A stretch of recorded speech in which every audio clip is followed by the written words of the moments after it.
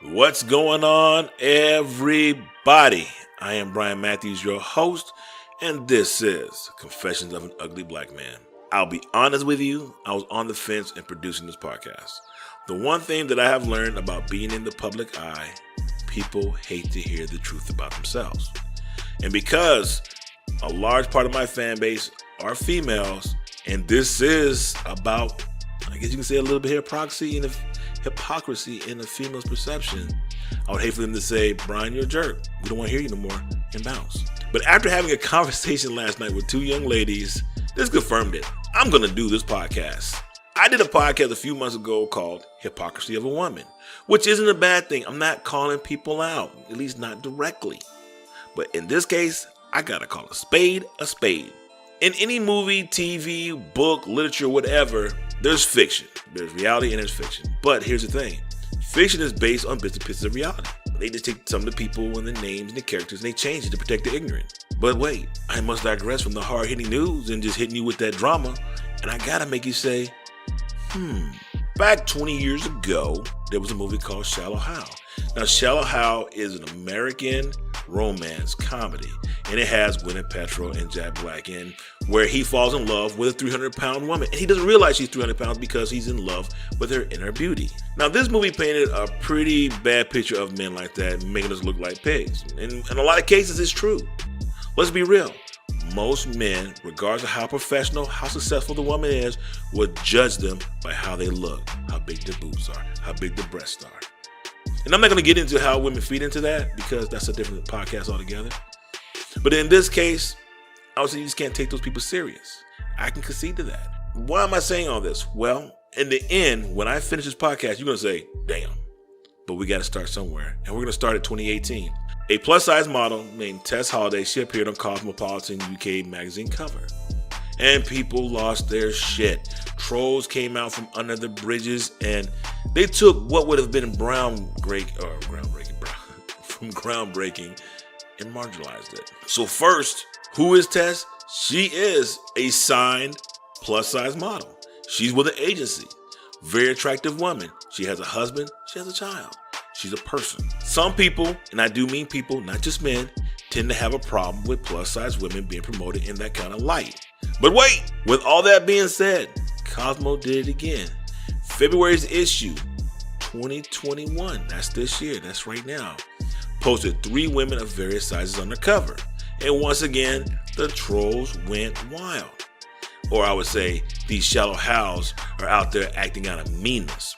And although body shaming is wrong, it happens on both sides of the coin. You're like, what do you mean, both sides of the coin? So before you start calling me chauvinistic, let me explain. Let me present my facts to the jury. And then after I'm done, and you still think that it's kind of like one-sided, then feel free. It's a free country. First right amendment. So, long story short story, Cliff Note version. I went out to eat with some extended family for a birthday party a few years ago. And just for transparency's sake, the family was large. At least the 2 people I'm thinking about or talking about in question were. I had nothing against them. I've been to their house. I've broke bread with them on many occasions. But on this one particular occasion, it seemed that they were uncomfortable with sitting with me at the table. Now, we went to a place called Incredible Pizza. Incredible Pizza, for those who don't know, it's just nothing more than a pizza buffet. And they have all kinds of food. They have macaroni and cheese, salads, sausage, whatever. They have everything. If you looked at my plate, what they had on their plate, you saw a giant slice of pizza or 2. But on the side, I had a huge salad. So here's the thing about my salads. I put so much junk on top of my salad, it is calorie full. So there's really nothing healthy about it. But I guess it made them feel uncomfortable. And so they started kind of making excuses about their eating choices. That kind of set me off a little bit. I kind of like, one, why am I going to pass judgment on you eating pizza in a pizza restaurant? And if you look at my plate, you still have pizza on my plate. And anyone who knows me knows that I love pizza. That's like my most favorite food, pizza. And like, I like putting pineapples on my pizza. Now, most people say, no, that's wrong. But it is. But once again, it's a story or a podcast for another day. 2, why do you think I'm passing judgment on you? Is it because I'm in shape?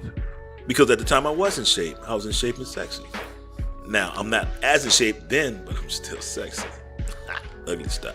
And lastly, if I am going to talk about something, I'm going to find a far better topic to talk bad about. I mean, I'm not going to lie. Yeah, I talk trash.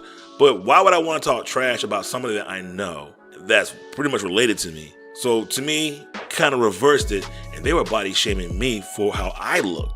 Not because I was judging them, because I wasn't judging them. I could give two rats' asses on what they were doing or what they were eating. But once again, because I gave the perception that I was in shape, I guess you can look at it this way. Most people won't accept the Black Lives Matter movement until blacks themselves accept the Black Lives Matter. I guess that's fair to say from perspective. Now, ladies, don't hate me. And a lot of things that have gone on that I have said, I had to call bullshitty die. And right now, I'm about to flip it around once again. Watch this. You have never seen a plus-size man. We don't call him plus-size man. You ain't never seen a fat dude on a magazine showing his belly and people saying, hey, that's great, and he's done all these other accomplishments. No, because you can't make it past the hairy gut. You're not going to see that. Two reasons. One, he's going to be dressed up in a professional manner because we're celebrating his accomplishments. If you put him on the cover half naked and then try to justify, we're not going to look at it anyway. At least not straight guys. I don't think even gay dudes going to look at some fat, hairy stomach guy on a magazine cover. Doesn't matter. That shit ain't happening. I'm sorry. I've dated plus size women. Ain't got a problem with women. If you heard my podcast, The Prodigal Son, you know I love women. That's my weakness. But hey, there are men out there who date plus size women and don't have a problem with it. Here's the problem. There's a lot of women who have a problem with plus size women. Oh yes. Yes, ladies, you're very judgmental. Well, you're sitting there saying, well, Brian, how can you say I'm very judgmental? Then you answer me this one question. Why does height matter? Because to me, height shouldn't matter. But you tell a woman that, she'll say, oh, you're crazy. Height does matter. And that's what I'm attracted to. So if she's tall, taller in heels, she wants a tall man. However, let a short dude have some money. Oh, his height is acceptable, then tell me I'm wrong. You'll sport a little short ass, won't you? Tell me I'm wrong. You can't, because it's true. But let a man set a beauty standard, and he is wrong for establishing what he likes. Or if a man decides to date younger women, oh, he's going through a midlife crisis. No, maybe he just likes young women. Now, I'm not a troll, and I'm definitely not a shallow how, but I gotta go with Harley Quinn on this one, because she said it best. Regardless what you do, own that shit. That's right, own that shit. Listen, men do dumb shit daily. And I can't even pretend that that we don't do dumb shit. Now, there's guys who do dumb shit, and those of less character, we'll say. We kind of separate them from the pack. We walk away from them because we're not going to be associated with that. If you step on your crank, you say, yep, I did it, and you move on. Either it's going to be a good day or a bad day.